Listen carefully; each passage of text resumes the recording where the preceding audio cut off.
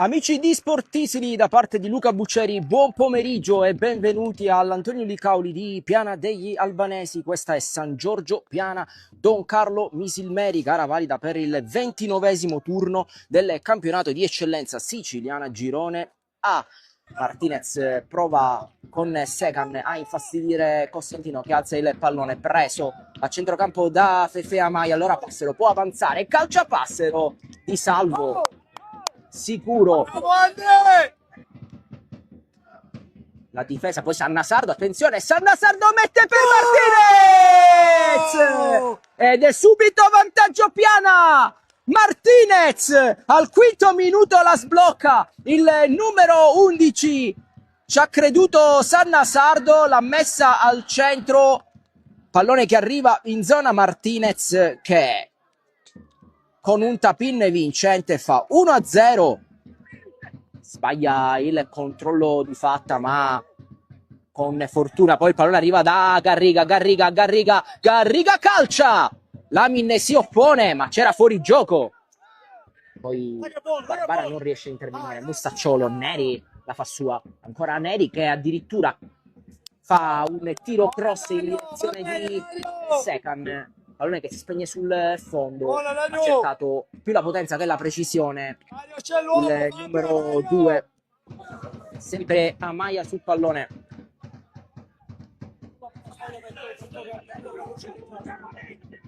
Il suo destro segnala la traiettoria al centro dove c'è Giannone. Secan, Sannasardo sbaglia, anzi non trova l'appuntamento col pallone, poi Di Salvo va giù su contrasto con Martinez, ancora Neri, pallone messo al centro, una conclusione in porta, un tiro cross ancora una volta, dai Fabio, che termina poco alto e dà il pallone a Cusumano. Garriga allunga di testa da Barbera che calcia di prima, tanta esperienza per il centrale nonché capitano della Don Carlo. Allora, gioca veloce, sbaglia qua Martinez, va da Amaya, ancora Amaya, prova a metterla al centro, Martinez, tocco di mano di Costantino, calcio di rigore, fischia il direttore di gara.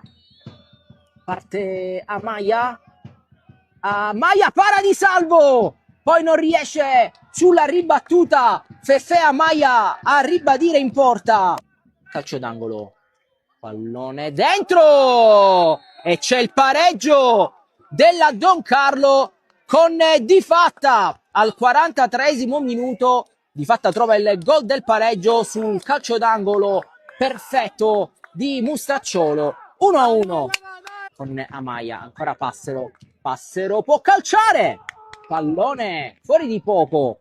Allora si salva la Don Carlo, però Passero tiene la sfera, Mule può mettere al centro nuovamente da Martinez calcia, murato da Costantino, poi Passero da Sannasardo, vinto Sannasardo, il vantaggio del San Giorgio Piana.